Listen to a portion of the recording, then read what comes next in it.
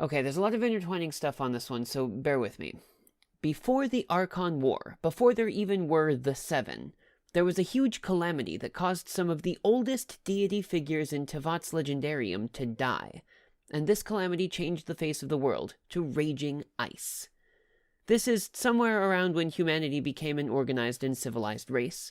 This information is found in the books Moonlit Bamboo Forest, Volume 3, and A Drunkard's Tale, Volume 3. The world, only recently having started its gradual thawing, had envoys from Celestia who walked among the humans and made the world more hospitable to their presence.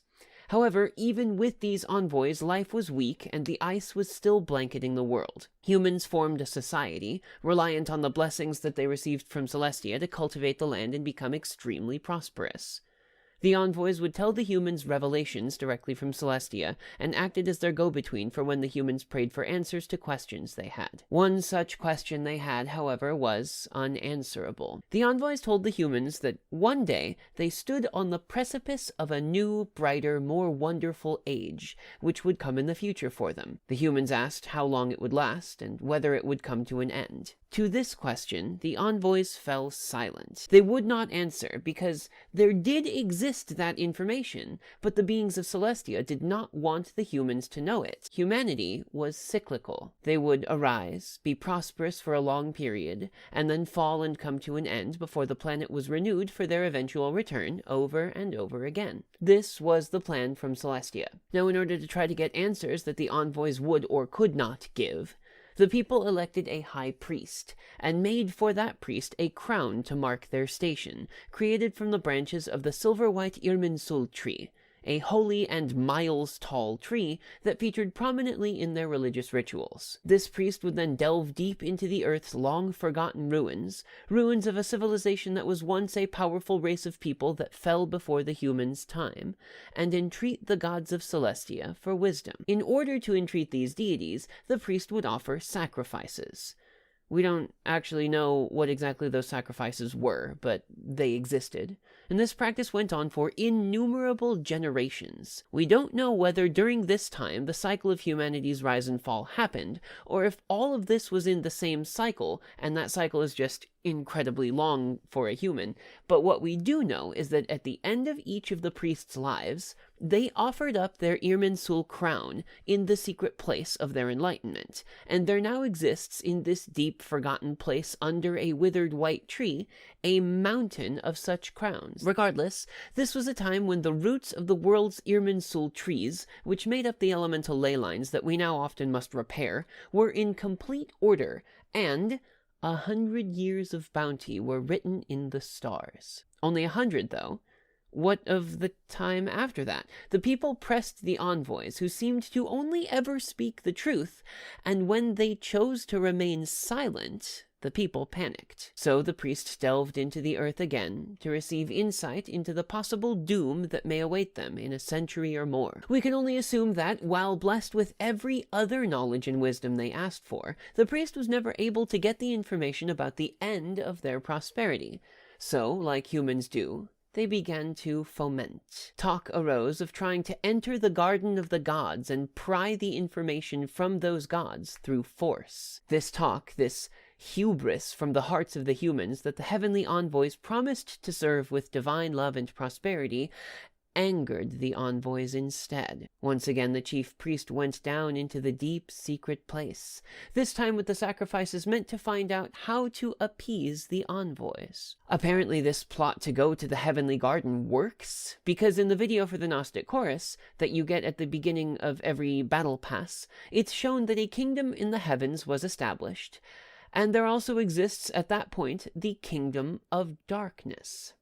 We don't exactly know what the Kingdom of Darkness is, but hundreds, possibly thousands of years later, during the Archon War, Decarabian, the god of storms, and Andrius, the god-wolf of the north wind, came to blows. Decarabian encased his capital city in a barrier of fierce, impenetrable winds, while Andrius covered the land in harsh, deadly snowstorms. This information is recorded in the Decarabian Tiles, the weapon ascension materials available in Cecilia Garden, as well as the books Biography of Gunhildr and History of Kings and Clans Prologue. A group of people, ostensibly descended from those who created the first Irminsul crowns for their priests so long ago, who were not encased within the storm wall of Decorabian's capital city, fled the blizzard-plagued land and found a verdant and plentiful mountain country to the south. There, they built a monument on top of the mountain and started a civilization that they called Sal Vindagnir.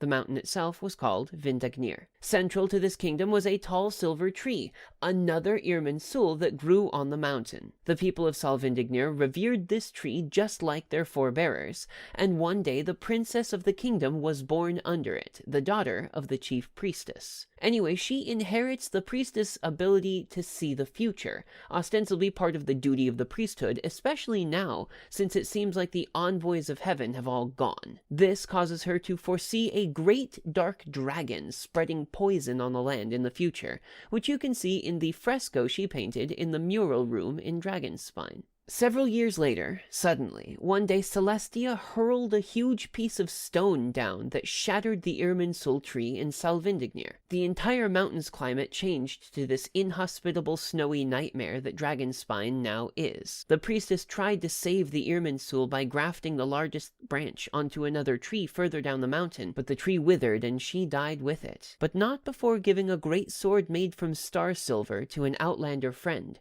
so that he could go out and search for answers as to why this all had happened. Long after her death, the dark dragon Durin was unleashed during the cataclysm that destroyed Khaenri'ah, just as the princess's dream had predicted so long before.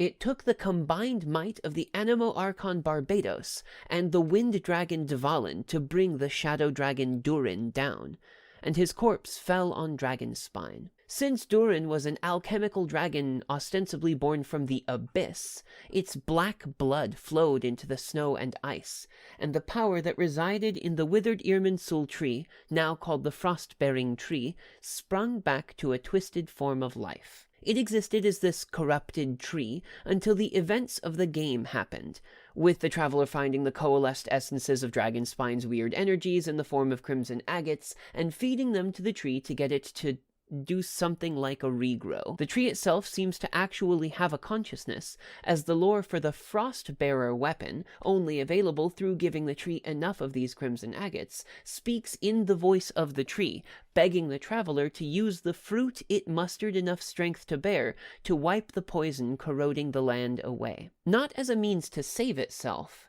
but it seems like more a means of revenge. Interestingly, this isn't the only Irminsul tree that we see in the game. The silver trees at the end of all of the domains are also Irminsul trees, though they are nowhere near as ancient as we may want to think they are. Indeed, according to Albedo's voice lines, these little ones are actually pretty young, and the real ones, as we have established before, grow up to like 2 miles high. This means that he's actually seen one of the old ones himself. We know that Irminsul roots were the way ley lines spread across the land, so it makes sense that domains, and to a lesser extent ley line outcroppings, are a part of this Irminsul root network. And even more interestingly, the prototype Crescent weapon's bowstring is made from Irminsul roots that stretched far down into the earth. The descriptions say that the string is guaranteed never to snap, which is interesting because most of the Irminsul trees that we know about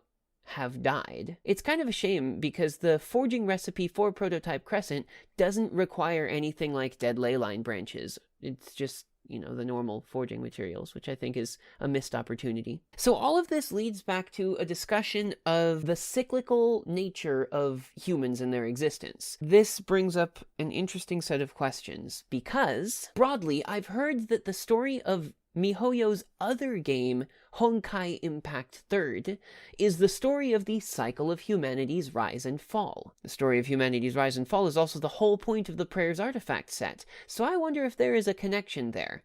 My research indicates that Dvalin's existence is mentioned in-universe in Honkai Impact 3rd. In the final part of main story chapter 17, Overseer Otto observed other worlds via the imaginary tree. One of these observations is Dvalin, the wind dragon from Teyvat.